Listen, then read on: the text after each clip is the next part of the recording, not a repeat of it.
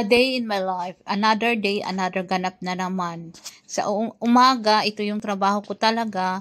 Pasensya na kayo, maraming sinampay kasi nagkahapon ng hapon naglalaba ako. Tapos ang ganda talaga, hindi na kaagad natupi kasi medyo basa-basa pa yung mga sinampay. So kinabukasan ko na yan pinatupi kay nanay. Sa umaga, ito yung daily ko na gawain, magpakulo ng tubig pa yung ano, pero hindi ko na binibidyuhan yung mga ganun para hindi kayo mauumay, di ba?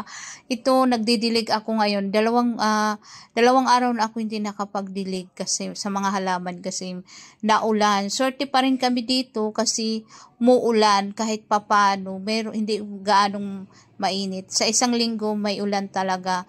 At tapos yung sabi ng nanay ko, tanggalin na yung mga sinampay kasi nakakadisturbo na daw sa aking pagdidilig. So, tuyo naman, kaya ito tinanggal ko. Maganda talaga tong non-slip clothesline kasi hindi nagdidikit ang mga sinampay mo, tsaka sigurado kinabukasan or kung maaga ka naglaba, mabilis matuyo. Mamayang hapon tuyo na dahil sa hindi nagdikit-dikit tsaka malakas ang hangin. Tapos yun, tinanggal ko na at ang magtutupi naman nito ang aking inay. Ito yung trabaho niya sa isang linggo, isang beses lang ako maglalaba. Ito lang ang trabaho niya. Kung hindi ako maglaba, wala siyang trabaho kasi matanda na nga, 84 na. Malakas pa naman siya. Ang problema lang masakit niya ng tuhod.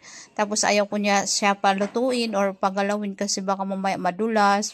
Alam mo na, tapos yun lang ang trabaho niya. Tapos pagkatapos magdilig, maglinis, ayan, mag-prepare na naman ng pagkain at 10 o'clock, prepare ng pagkain ng mga aso.